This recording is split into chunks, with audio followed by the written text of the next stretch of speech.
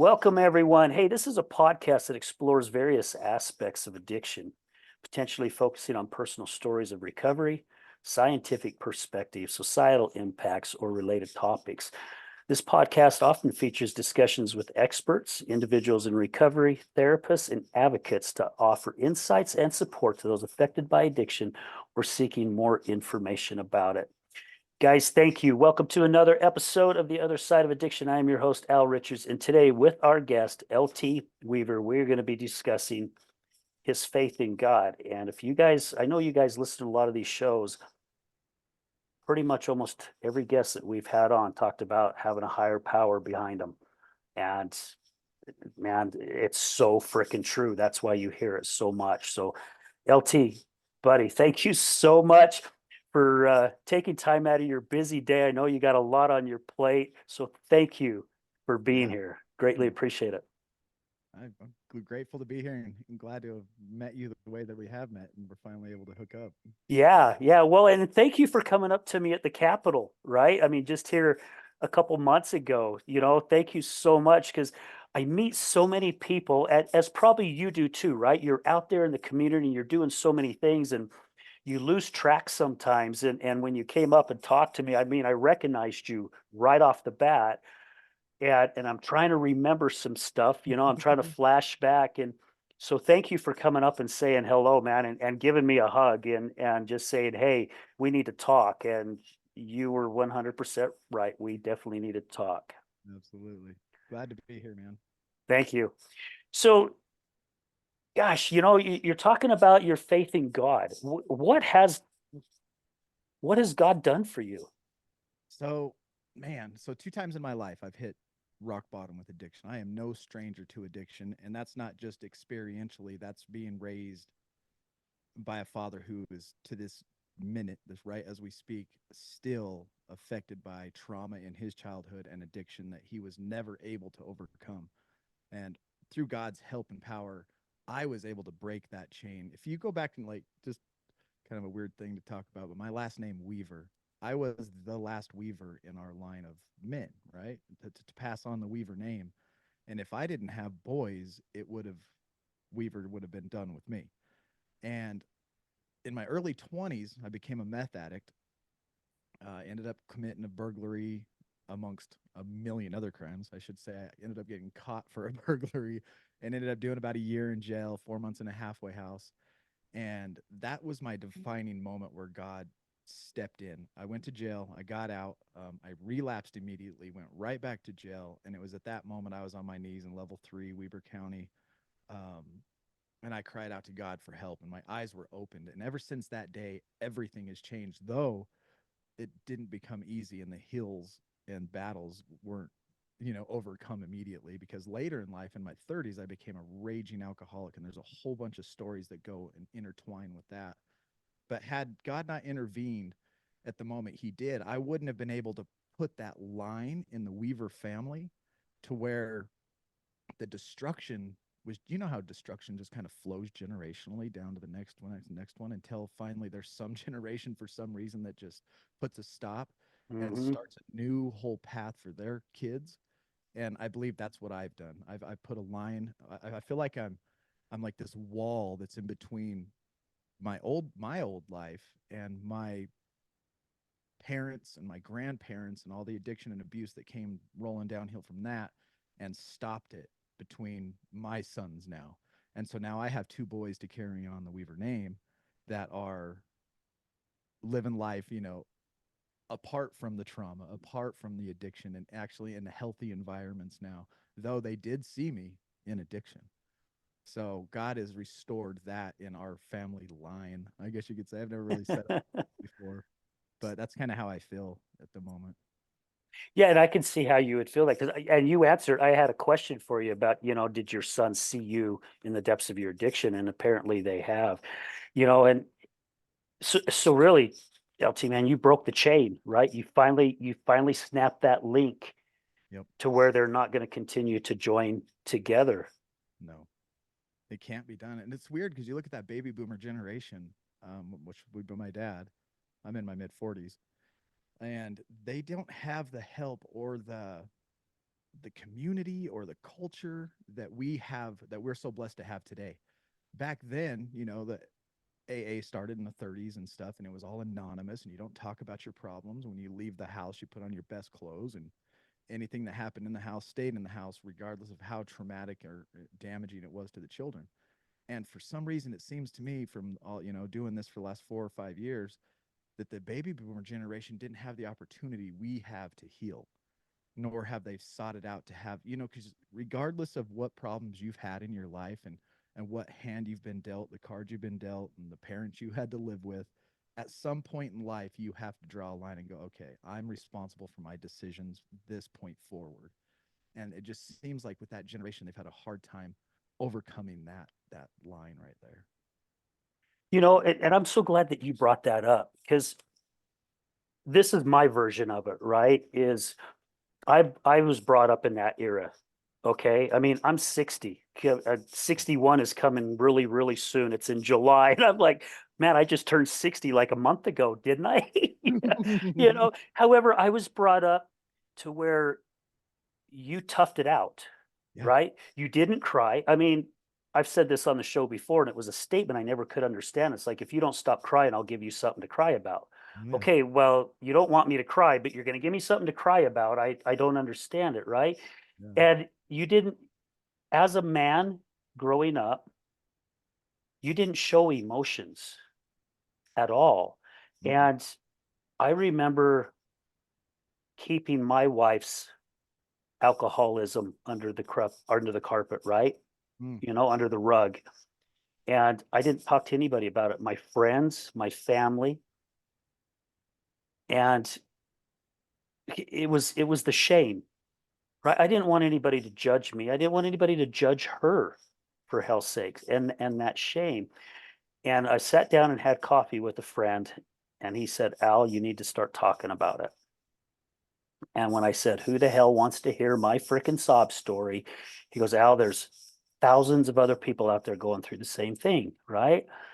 And It's like we don't want to bother nobody with that right, stuff. yeah, right. So Yeah. we don't want people to hear our sob story. I mean, I was told, like you said, we don't talk about it, Yeah. right? We just keep it hush. And I finally started opening up, and holy shit, people started coming out of the woodwork, and people that I have known for 5 to 8 years started pulling me off to the side going, "Hey, I don't know if you knew, but I used to be a heroin addict, or I used to be an alcoholic." I'm like, "What?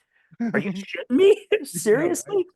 And this is another thing what basically started probably your journey, Mhm. all the things that you do, and me on this podcast. It's because it is freaking time we start talking about it, especially for men, Yeah. because the suicide rate between 18 and 50 is skyrocketing. It's because we're not allowing these guys to freaking speak their mind and say what's bothering them. And it's got to be said. You Mhm. have to voice it. You have to have some. You have to be able to say it out loud. I've made a video, and I've gotten some harsh feedback because I do a lot of YouTube and Facebook and stuff. And I'm talking about AA and NA. I said they're dead. I said that time served its purpose to be Yeah. anonymous, and I highly respect it. And it still saves and helps a lot of people. I'm not talking crap on the program, but the anonymity part, it's over. It's time that we all recover out loud, because I believe there's more. If you want to do an us versus them type of a thing, when you talk about addicts and normies, right? There's more of us than them, but them has been affected by it too, because they either have a parent, a child, a brother, or somebody that they know that has personally been affected. So it's everybody. And so if everybody's talking about it, just like my wife and I was a drunk in my late 30s. I became a blackout drunk, this close to divorce. Why my wife stayed with me, I can only point to God. Um, but she didn't drink, but she still had to go get help, still had to heal, and we still had to recover together. And we had to do that. And now we do it out loud. And so, whether you were addicted or not, it needs to be talked about, because at some point, everybody's been affected by it, and Oh, and yeah. it's killing all kinds of people. Well, Yeah. and I'm glad that you brought that up, because and both things on like the AA as well as hitting both sides, right? I stayed with my wife for 8 years, and we're divorced now because she relapsed, and I wasn't going to take that chance of going through it again. Boundaries. And, um, our good friend Dave DeRocher, Yeah. I know he talks about it. We take somebody out of recovery and we put them back in a toxic home. And what we mean by the toxic, or what he means by toxic, is the people who don't understand addiction. Because we start throwing the same daggers that I threw also. I mean, that's another reason for starting this show, is to get people, to educate people, to go, hey, look, man, we do shit all wrong, right? We think we're helping and we're not. We're making it worse. We're pissing more fuel on the fire. Yep. And then also, again, not knocking AA, because those guys, like you said, it had its time. Had its time. It has saved thousands and thousands of people. Thousands. Yeah. And I still quote everything from them too. Well, yeah, because I mean, a lot of the stuff in the big book is really good stuff, right? And it's very spiritual in a way, right? You're Yeah. looking at a higher power, back to where the title, the faith in God, or something Right. greater than you. However, I don't like how people are labeling themselves, because I used to go to AA meetings with my ex-wife, and she'd get up and say, "Hi, my name's so and so, and I'm an alcoholic." Mm-hmm. I remember on the way home one time, I said, "Why do you keep saying you're an alcoholic? You haven't drank in 3 months." She goes, "Because that's part of the program." I'm like, "Why are you labeling yourself?" That would be like me getting up before I do a talk and say, "Hi, I'm Al Riches and I'm a dumbass." Right? I'm Right. labeling myself. Yep. Why are we doing that? Yep. Yeah, I agree. And that kind of goes to the contentious part of, there's 5 steps to recovery.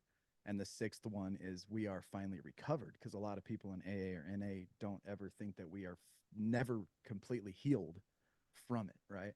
And so I've introduced myself. I've started to introduce myself lately as I'm LT. I'm an alcoholic addict, but I used to be anyway, because I'm not anymore. That life is so far behind me, and my goals and where I want to go, like that lifestyle has not, like, zero effect on me or zero place in my life at all. It's not even a temptation anymore. It's like, would I want to go and lay on a bed of nails? No, I have no desire to ever go lay on a bed of nails. You know what I mean? It's a stupid example, but yeah, I agree. Yeah. And And again, for our listeners, and especially for our past guests, because there's a lot of past guests who've gone through the AA program that literally has saved them. yeah, Guys, I'm not knocking it, right? Again, I am not. nope. That's what's nice about this show is I'm I'm just not talking here. about the anonymity part. Yeah, yeah. I'm not. We're not talking anything bad about the program or nothing or none of that stuff, because, man, it's saving people, and what works for you is what works for you. I'm not here to say anything, and They should change the name from Alcoholics Anonymous to Alcoholics United.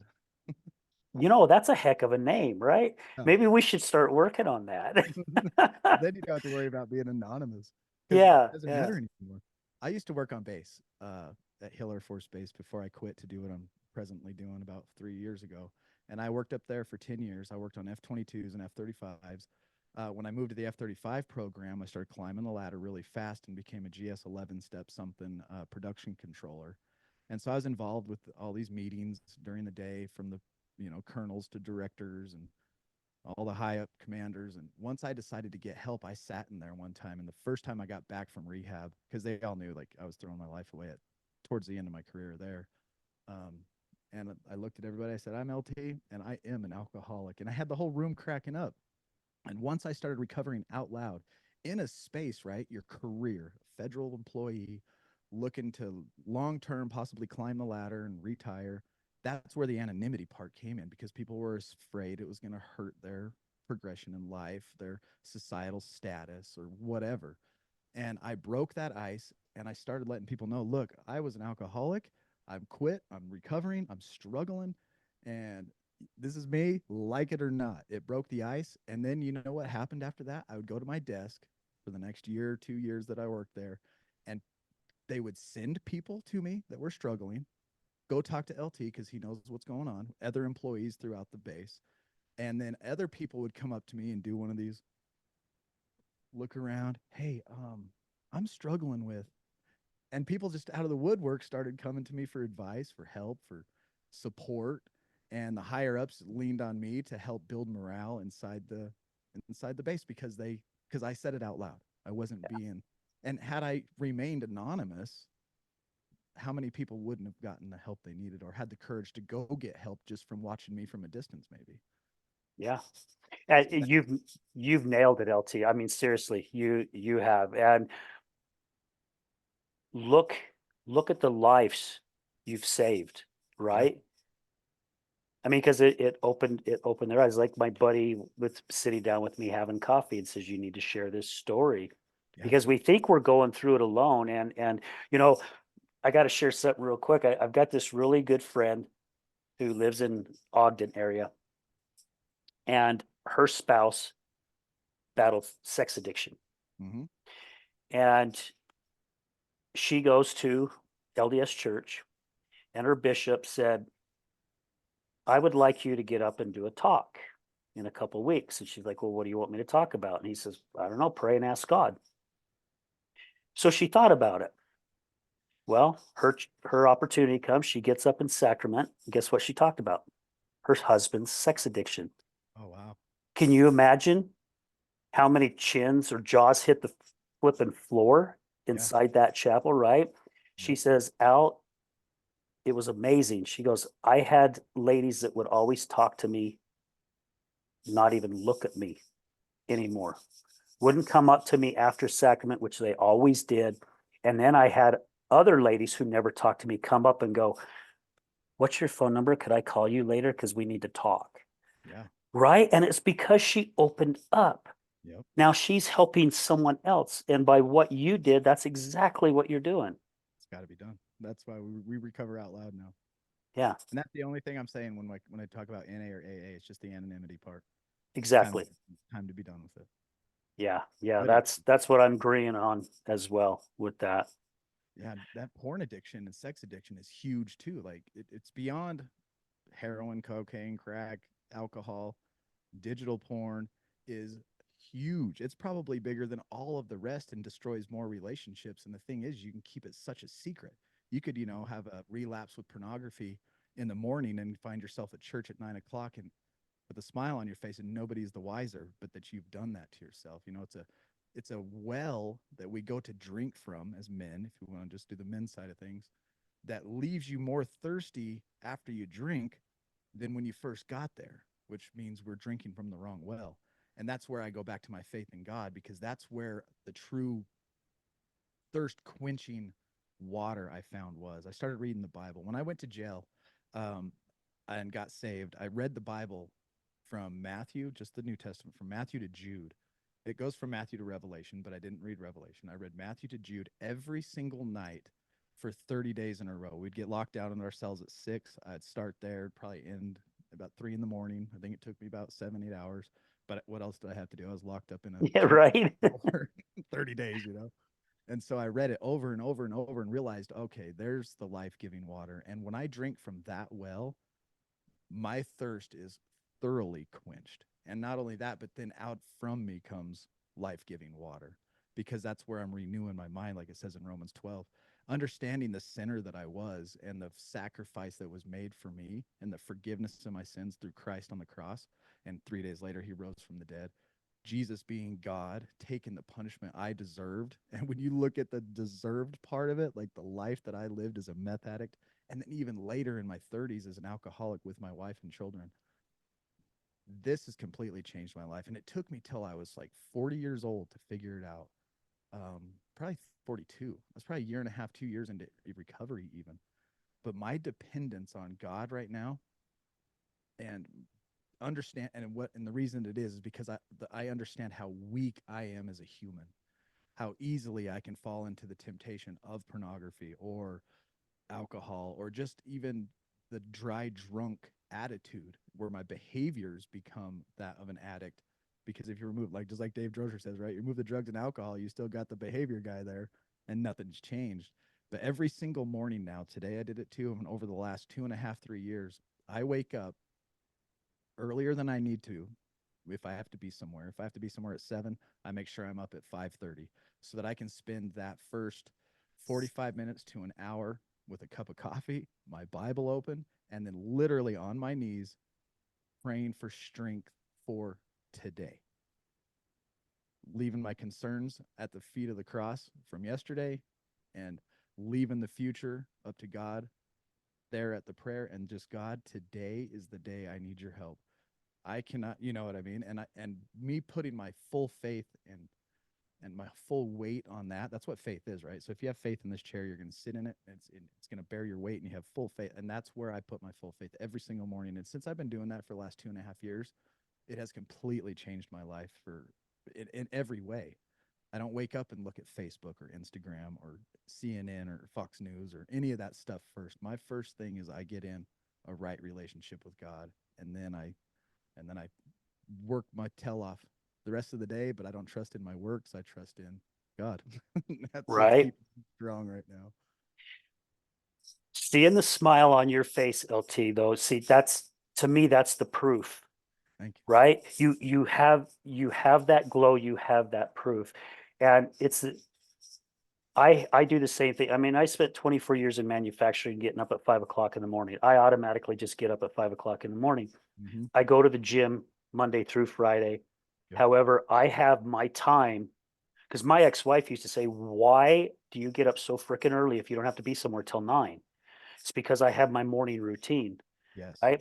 Almost like you. I my prayers, my cup of Mhm. coffee, my 8 or 10 minutes of meditation, Yep. and then I'm usually posting something positive on social media, or I'm posting the shows or whatever. And going through what I've gone through with my 8-year weekend cocaine and alcohol use, losing my job of 24 years, watching my ex-wife go through her battle of alcoholism, brought me all back to God, right? I mean, I grew up in an LDS family, and I'm not a religious type of person. However, I feel like I'm very spiritual. Mm-hmm. And hitting my knees for the first time since I was probably 13 after I lost my job, it took me a couple weeks to do it because I was embarrassed. Yeah. I'm embarrassed to talk to someone I don't see, right? I Mhm. mean, how crazy is that?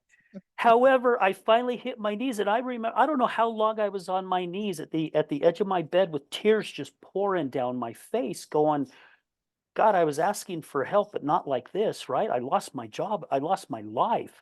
Mm. Well, God knows. He knows what our future is. Yep. And here in the past, it'll be 15 years in July. Here we are coming up on 15 years since 2009. Man, he brought me back to him with me not even flipping knowing it. So I don't know if you're a Bible reader or believer, but in Romans, on Romans chapter 8:28, it says, God causes all things to work together for good to Hmm. those that are loved and called according to his purpose, right? Causes all things. And I have a story that's like, God, why would you use this?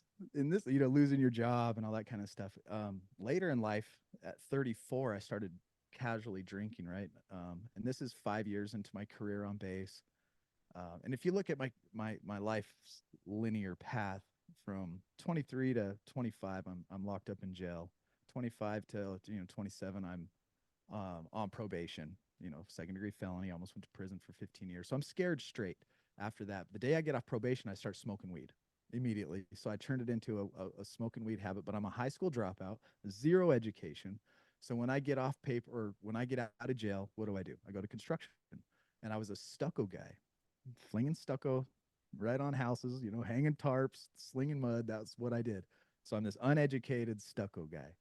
And I end up getting a job on base at age 30. I got my GED at 30, applied for a job on base, ended up in the F-22 program, got a secret clearance with a felony. This is proof God working in my life, right? And then what happens? 5 years into it, I'm making good money because I'm a hard worker. I climb the ladder. My wife works up there. She's a hard worker. She climbs the ladder. Me and her got a job on base within 6 months of each other. So we both kind of kept up with each other climbing the ladder. And now we both have great incomes. And so what do you do when you have a great income? You get a bigger house, you buy a new truck, you start making payments, right? You got Hmm. razors. And so now I'm real proud and arrogant and ego. And I stopped doing the God thing, and I stopped doing and I didn't really realize addiction and all that kind of stuff. But now it's like, look how cool I am. I'm all proud and arrogant and egotistical. I can make payments and I got a new car. And it's just really absurd now that when I look back on it.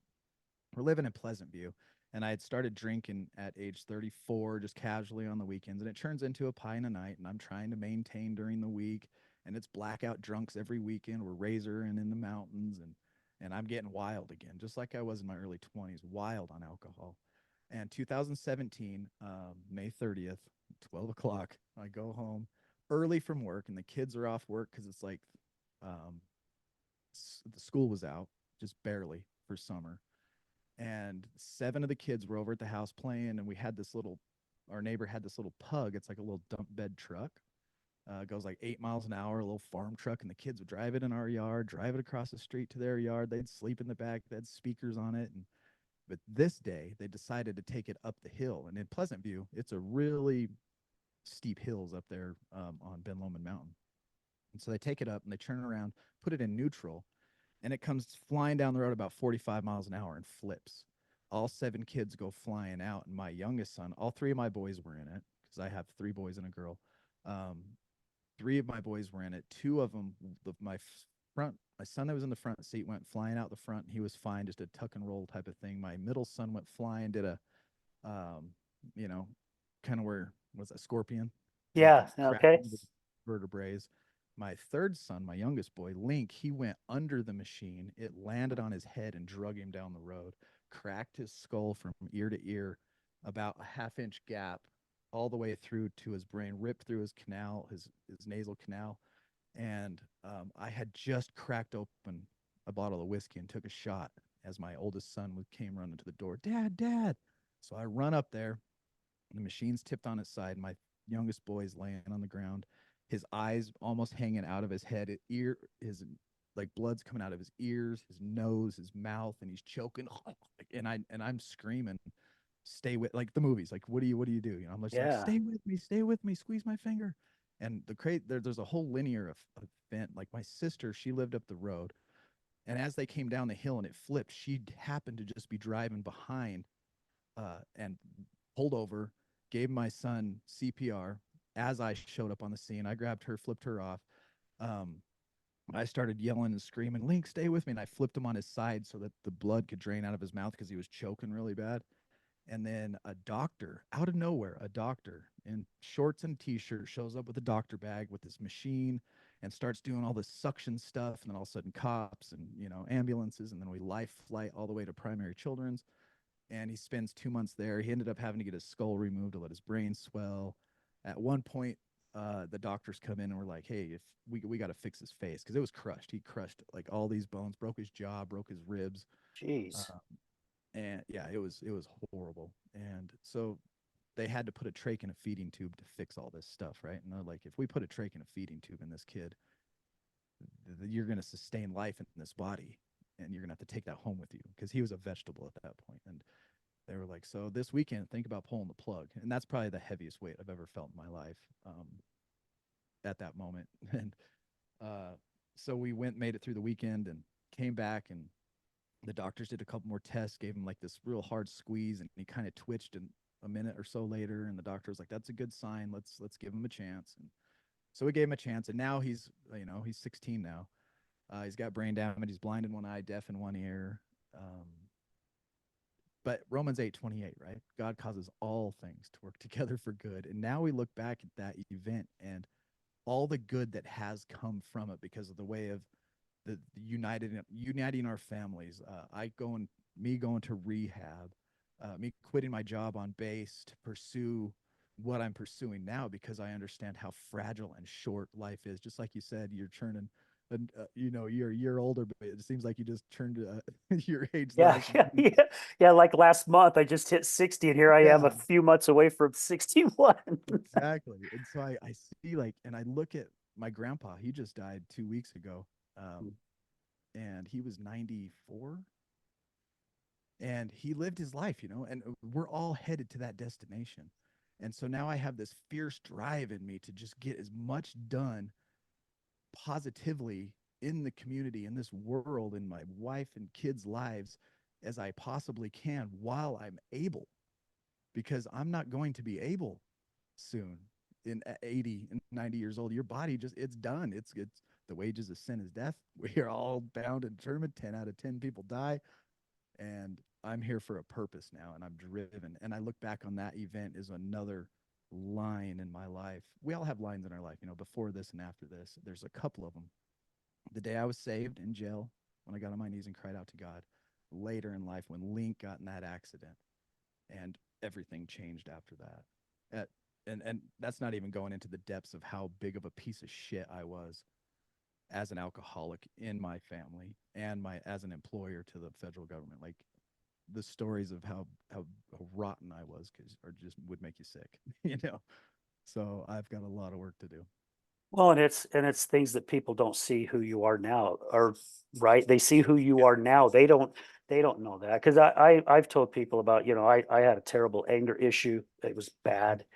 I went to therapy for 6 months in my mid-20s to learn how to control that. Me losing my job, kind of, my story is not as dramatic as yours. Losing my job though was the best thing for me because it brought me back to God, right? And I had a friend tell me that he never trusted me, Mm. and that freaking hurt, Mhm. and I've said this on the show many times, and I will probably continue to say it because he's like, we never could trust anything that you said. And he goes, "You're a liar and a manipulator." And I'm like, "No, I'm not." Well, I got thinking about it, and I'm like, son of a bitch, he's right. He called you out, huh? He called me out, right? Because I'm like, I never stole from you. I always treated your family with respect. We were always there at the birth of our kids and birthday parties and you Yeah. know. However, I'm hanging with these guys that don't trust me. And they were right. It was all about Al. Now, it I don't want to say it was selfish because, well, maybe it was. It was selfish in a different way, right? Because I think we all have to be selfish to a point of making sure we're taking care of ourselves. Because if we're not loving ourselves, we can't love anyone else. Hmm. We have to have that self-love, right? I got a little saying to go with what you're talking about. Okay, So you had your piece of shit selfishness, and then we got our in recovery selfish, right? there you go. And you know what my best gift to you is, from me to you, Al, is my personal development. And so me taking time to develop myself personally as a man, who I am, wherein nobody's looking, the character that I'm building as a man is being stoic and strong and kind and honest. That's the character I'm building, is my best gift to you. And guess what? I Yes. have to do that alone and selfishly. Yep. You know? And and amen. And thank you for putting it that way because I got goosebumps because that's it, right? You nailed it.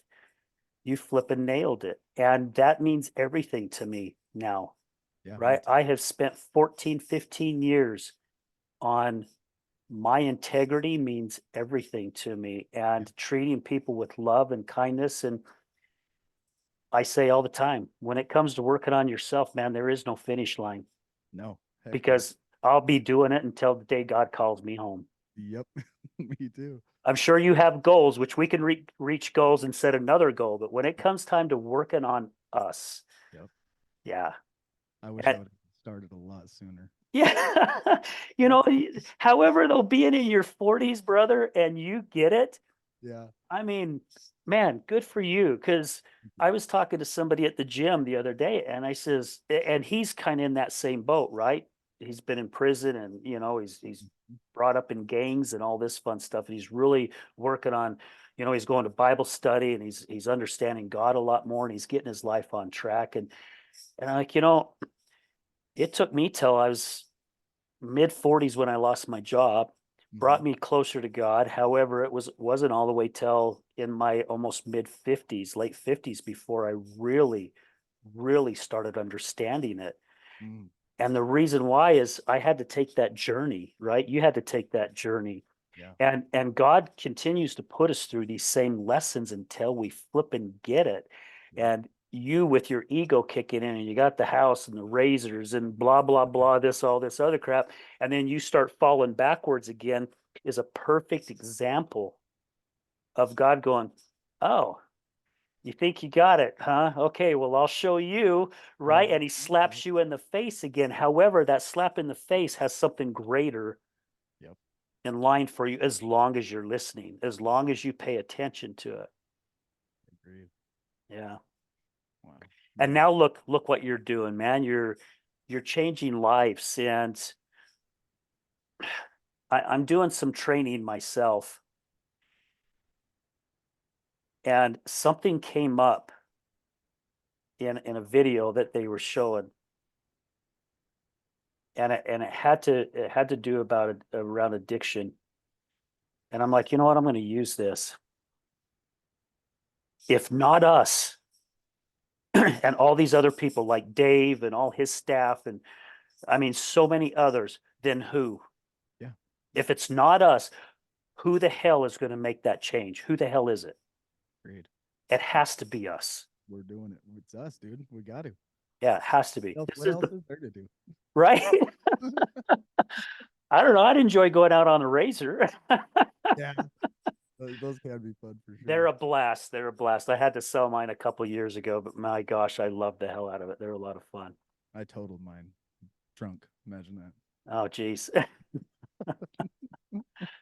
With my kids in it. With your kids, oh, geez. I bet that went over well with the wife. Oh, she was pissed. I can imagine. Yeah. And I gotta commend your wife, for sticking by you, good.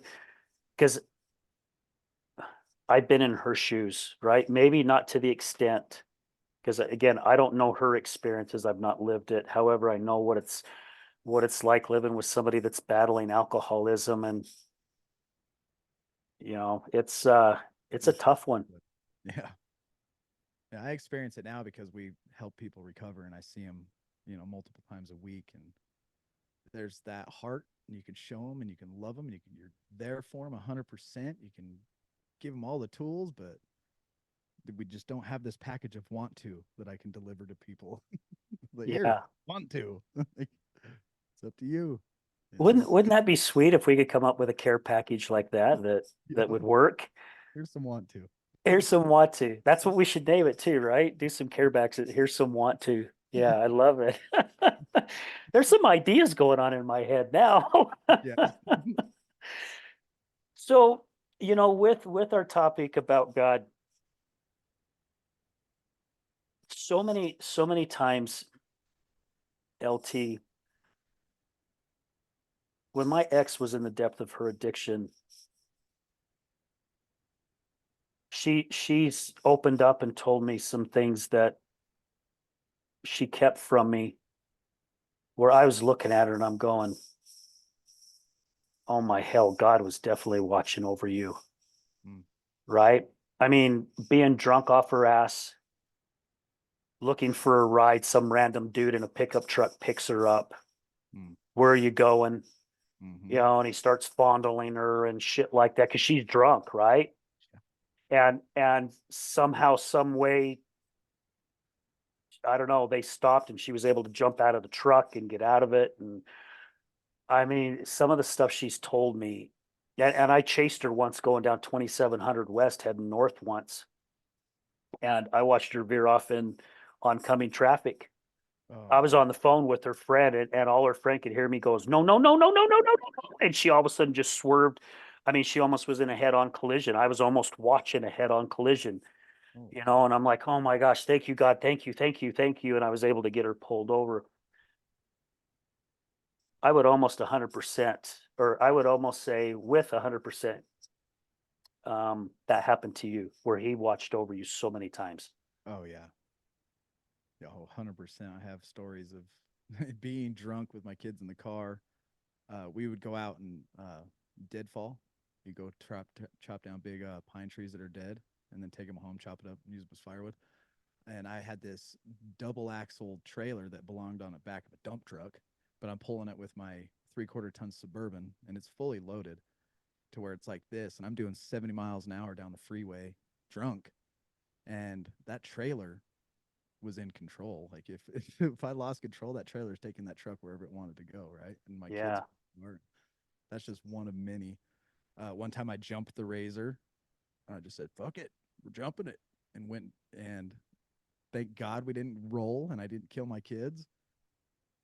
Yeah, there's a million times that I shouldn't be here, or my family shouldn't. I shouldn't have a family. Yeah, And right. thank God for his grace, his mercy, and recovery and the community. Yeah. And this path that he's put you on now and all these amazing things that you're doing, man, is just it's awesome. Yes. You too. So thank you. And you started, I mean, everyone can see your shirt, recovering addict. Tell us a Yep. little bit more about that. So I'm in rehab, right? Here's some piece of shit to tie it up. My son gets out of the hospital. We bring him home. He still has a feeding tube in him. And guess what I do? I use that accident as a justification to drink more. So now I'm not just maintaining with a pint a night during the week and blacking out on the weekends. I'm full on blackout drunk all week for about a year and a half. And there's stuff going on in the house. I'm living in my motor home in my driveway. The kids and family are in the house. And I'm just a belligerent blackout drunk. I'm about to lose my job and all that kind of stuff. So I check into rehab. Um, and I go to detox. I end up at Action in South Ogden, and I spend 7 months in rehab. Totally, finally changed my life. Decide to quit. I'm working on it. Right before I graduate Action, I've always loved videography. I've always loved pictures and photography and stuff. Right. And so I'm like, I'm going to start a YouTube channel. Now that I kind of got this niche I want to go for, I'm going to, I want to go for recovery. So I'm going to start making videos on how to recovery and everything I'm learning in rehab. And so I'm on YouTube and I'm like, what should the name of the channel be? I'm like, recovering addict. Oh, nobody's got that name. I'll take it. and so I just named my YouTube channel Recovering Addict. And I started making a video a week, about a 10-minute video, just like, typical YouTube stuff on how to recover, what are the steps, and blah blah blah, how to close back doors, just stuff on recovery. And this is 2020, right before the pandemic hit. And as soon as the pandemic hit, everything closed down, right? You remember that whole crappy Oh time. yeah. Yeah. NA shut down, rehab centers are shutting down. And so I saw a need in the community for people to gather and still get recovery. So I went live. I said, okay, here we go.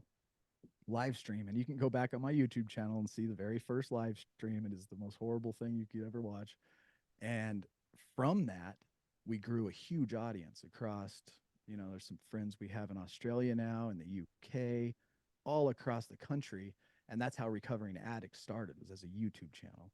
And post addiction, post Link's accident, my life is on a different path, different mission. My value and worldview is completely different now. I don't want what normal people want in the world, and I'm on a mission. So I start figuring out, oh man, how can I turn this into a nonprofit? How can I take advantage of what's going on with the world right now and digital and Zooms and all this kind of stuff? And so I turn it into a legit 501c3 nonprofit, and I'm starting to figure out, okay, what do I want to do with it? And I just keep digging, and I just try. Okay, maybe we have a website like kind of you were thinking, that's a collective that gathers all the information on all the rehabs around everywhere, so that everybody knows where any type of resource is all at once.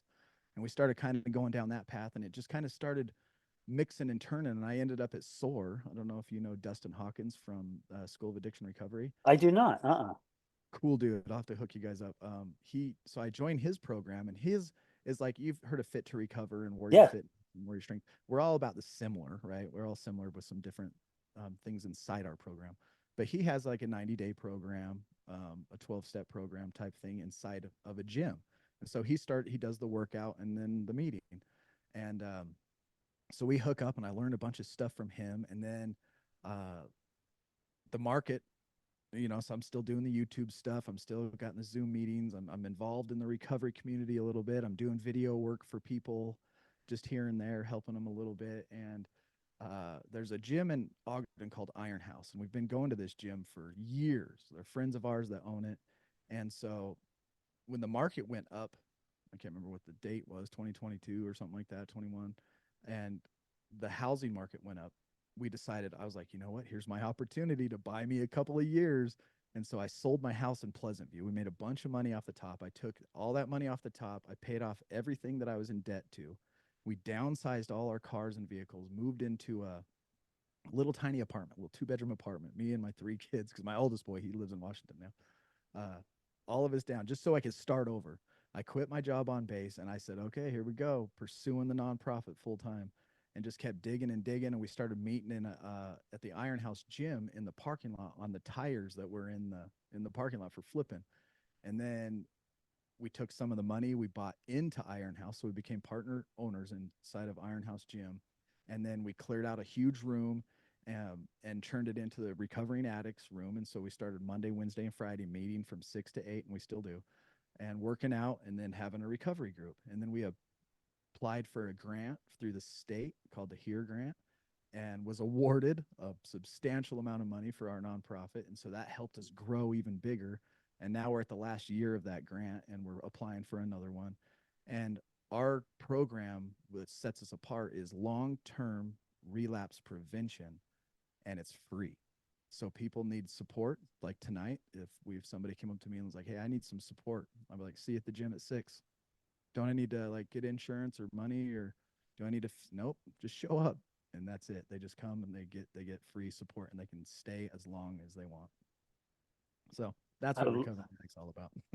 I love that, right? Because I've talked to quite a few people who want the help. However, they just don't have the resources as far as Mhm. like insurance or the family to help, right? I think that's why you're such a success at doing what you're doing, and Tosa and Red Barn and these places, because they're all self-funded, really, right? Yep, that's Yeah. what we got a grant. We're shooting for another one, and I also have a modeling the Other Side Academy because I love the Other Side Academy. Me and Dave are really really good friends, and all of them there. And he's a mentor of mine, and I set up a social enterprise called RA Studios, and now I do videography, social media managing, content creating for a bunch of rehabs now too, that help fund my nonprofit to keep it free for everybody. I noticed like people didn't have aftercare.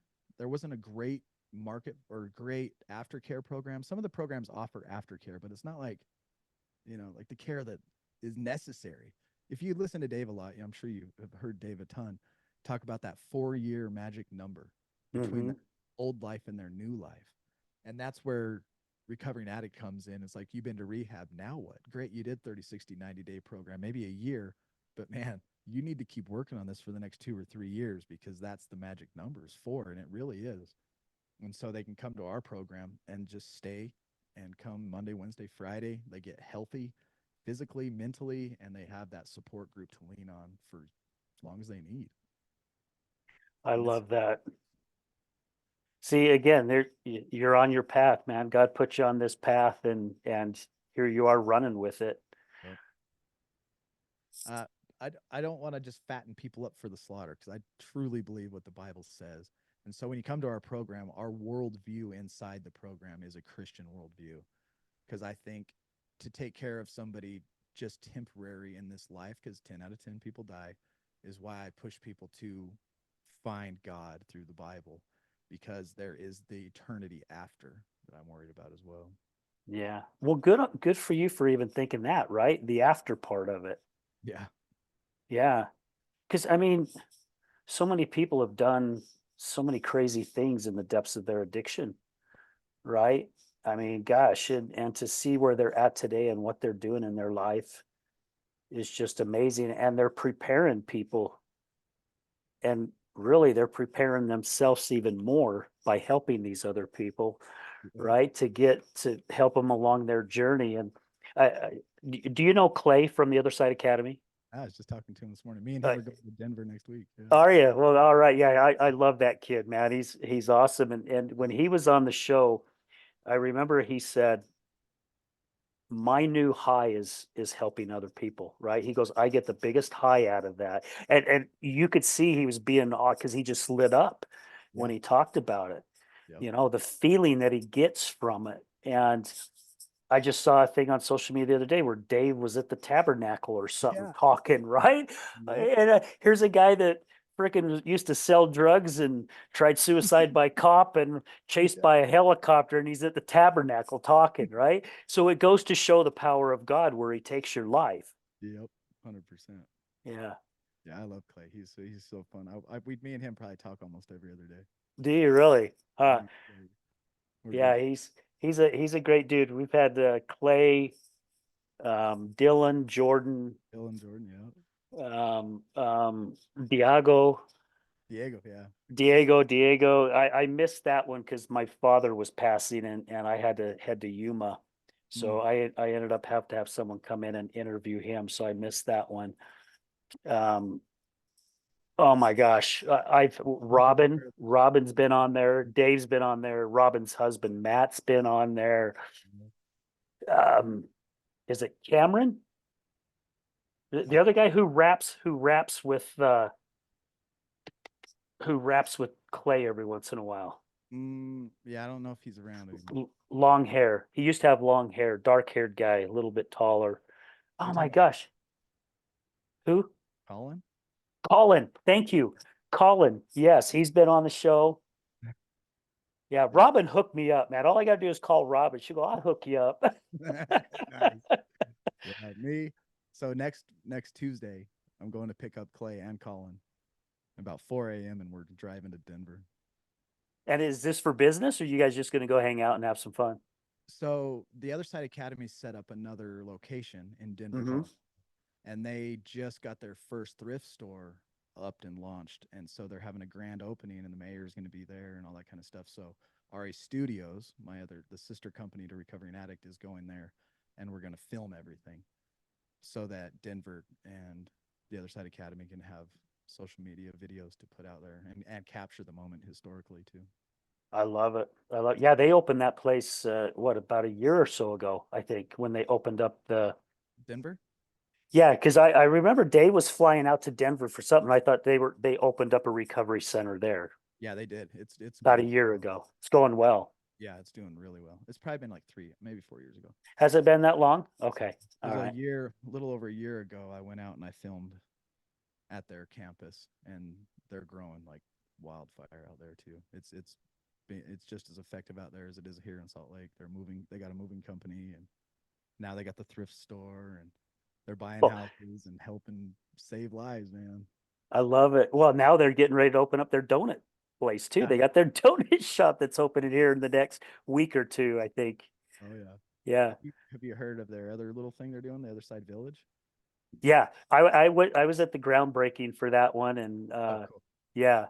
Yeah, Mayor Mendenhall was out there. Matter of fact, Mayor Mendenhall's been on the show. I spoke to her when they did the ribbon cutting at Fit to Recover. Oh, cool. Yeah, we're out chatted with her, and that's one of her big missions, right? Is helping the unsheltered. Unsheltered, yep. Yeah. What else would you like to share with us, buddy? Is there anything else that you feel like you need to get out there that you haven't done? If anybody listening knows anybody that needs support and they're in the Weber County, Ogden area, just don't forget about us. Hit us up. We are on all kinds of social media. We're on all the socials, just like everybody else. Facebook, YouTube, Instagram, TikTok. Our website is recoveringaddict.org. You can find all our stuff there. Get in touch with me. Call me 695-3085. I'll answer my phone anytime I can. And we're free, and we want to help and support. And we just ask people show up, see if you're a good fit for us, and we're a good fit for you. And if we are, then you got friends for a lifetime. Yeah. And we're doing a fundraiser in September. I want everybody to be involved with. And what I mean by that is I want everybody on their own Facebook sharing us out. But I'm going to ride my bike, and this is not an electric bike. I'm the motor. 420 miles in the name of recovery. So I'm going to go from Salt Lake to St. George, and I'm actually jumping into a race. I've already registered. I'm ready to go. I've been training like crazy. I've ridden a little over 112 miles already this week, just training. And it's called Salt to Saint. And so I'm just going to jump into this race, but I'm going to take it over so that we can be the loudest people showing that Utah is the #1 recovery state in America. I love it, man. Good Yeah. for you. That's awesome. And I know that race because my daughter's raced in it. She wants me to get a bike and she wants me to start Do it. riding with her. She's like, Dad, please, please come and do this. And Do it. yeah, It's normally set up for relay, so they have 4 and 8-man teams, and yes. they chop it up however they want, right? But I'm doing it solo. I'm doing the whole thing by myself. So That's a long ride, my push me friend. up. Well, I guarantee it with the recovery community behind you, you're going to have a shitload of support. Yeah, I'm excited. I just want everybody to feel like I'm writing for them. You know what I mean?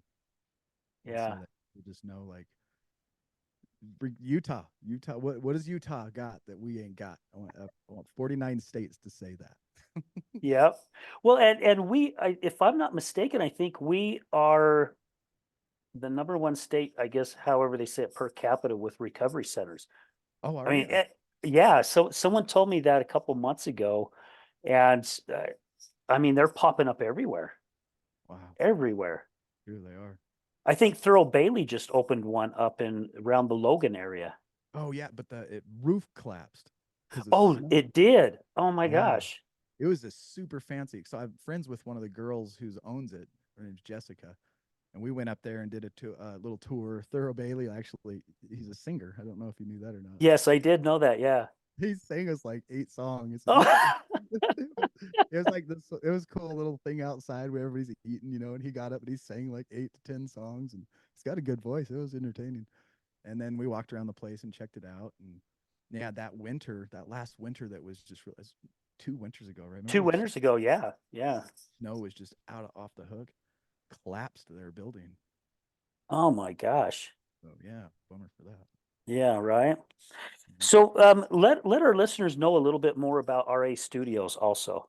So RA Studios is a social media content creation company. We create anything, any type of videos you want for your websites, YouTube, Facebook, and we do it in packages. So, say a company needs a 5 minute horizontal video for their website, but they also need 5 to 10 vertical shorts for their reels or TikTok shorts or shorts on YouTube and TikTok. We also do that too. So we do anything and everything videography for a company and event photography too. So if a company had and put on an event, we could show up, we would photograph the whole event start to finish. Just you saw kind of what we were doing at the Capitol, right? We Yeah. were all running around with cameras. We do that, and then we come back to our studio here, and then we chop it up and deliver it to our clients, and that helps support recovering addict to keep it free for those who need help. I love that. Yeah, you and I need to talk off camera. That's for sure. I got some things I got to throw out to you because yeah, we're looking for some really good people and I don't know if you've heard of our Healing Utah Success Summit. I haven't. Wow, yeah. So we do you know Mallory Roosh? Mm, I don't think so. So somebody mentioned my name to Mallory. Mallory lives in St. George, Okay.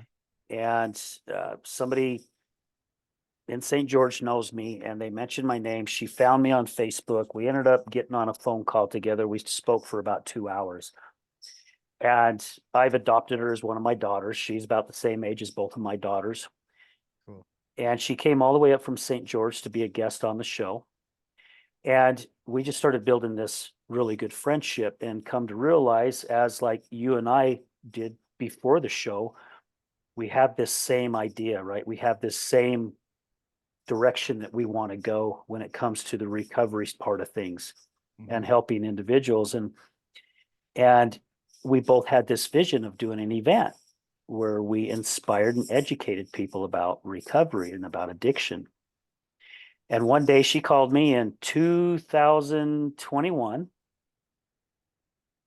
2022, and said, Al, are we going to do this? Yeah, let's do it.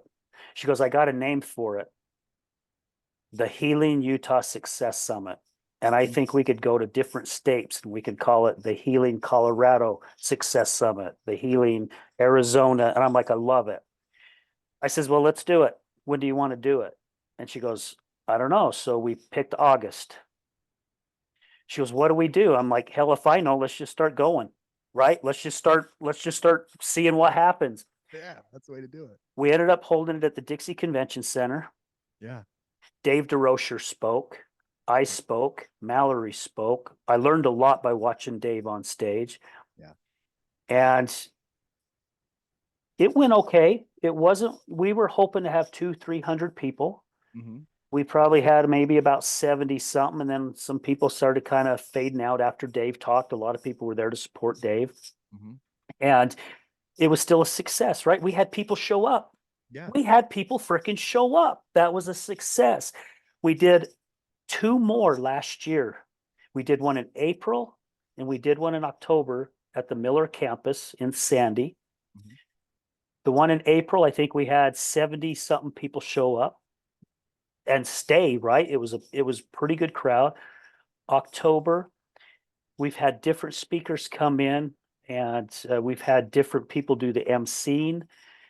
And this thing, people who go to it, one of the things they say is, when is your next one? This Okay. was so inspiring. So we're going to start doing it a little bit differently. We're planning. Matter of fact, we have a team meeting tonight. We're going to pick our venue tonight. Now, once we have our date, once we pick our venue, we're going to be marketing the crap out of this till October. So October 5th is when our next one's going to be. And our goal this time is to pack the house, right? We want to talk about recovery, trauma, domestic, suicide, things like that, because it all falls underneath that umbrella. Yeah. We have got a speaker for every single topic. Beautiful. And Dave DeRocher gave me the idea, doing it like a TED Talk. So every speaker will have about 30 to 40 minutes to talk, and we're just going to bam, bam, bam, bam. So yeah, I'll have to keep you in tune of that one. Yep. Definitely. Marketing stuff. Let me know. Okay, awesome. Well, LT, I know you got your plate full and you got a lot going on. Man, I just really appreciate you taking time out of your day. Oh, and you have a podcast as well. Yeah. Yep. All Recovery. right. So yeah. Streams on Facebook. Okay. Right now, for the last 4 years, we've been going live on YouTube and Facebook about every 2 weeks. Sometimes we do it very frequently, and sometimes it's every twice a month. But all our stuff's on Facebook and YouTube. You can find. Okay.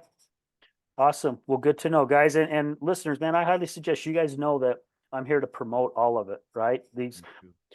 I remember when I started this, and I was telling my mom I was a guest on another podcast. She's like, well, why do you want to be a guest on another podcast? Doesn't that take listeners away from yours? I'm like, man, we're all in it together, right? We're all here to support one another, and they're all good podcasts. So listen to all of them or pick your favorite and just listen to those, whether it's this one or Recovering Addict. It doesn't matter. We're all here for the same reason. Yep. Internet's big enough for everybody. Yes, yes, it is. What, one last question for you, my friend. What does the other side of addiction mean to you?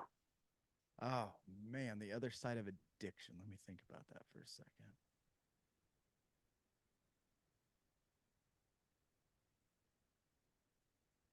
Without sounding cheesy, the other side of addiction is bright and it's warm. It's joy. Like, one thing you never see. I went to Kensington and shot a documentary on L Street in Philadelphia. And that's like the heroin capital of the world, right? And you see all these people just nodding out, shooting each other up in the neck, needles everywhere, and like hundreds of people on the street just all simultaneously doing fentanyl and heroin. Not one smile, not one laughter, nothing was joyous there. The other side of addiction is joy, like a true happy smile that feels good and it's coming from the inside. That's the other side of addiction. I love it. God's light. Yeah, 100%. Wow. LT, again, man, thank you so much. I appreciate you, buddy. Thank you. Thank you. And I just want to say thank you to all our listeners, all our guests, past guests, all our past sponsors, guys. Again, this wouldn't be possible if it wasn't for you. And thank you. You guys are the ones that's kept this going for 3 years. So thank you so much. I'm so blessed. I see the emotions kick in. So blessed and so grateful to have you guys all there. So thank you so much. And remember this, addiction is giving up everything for one thing, and recovery is giving up one thing for everything. We're out.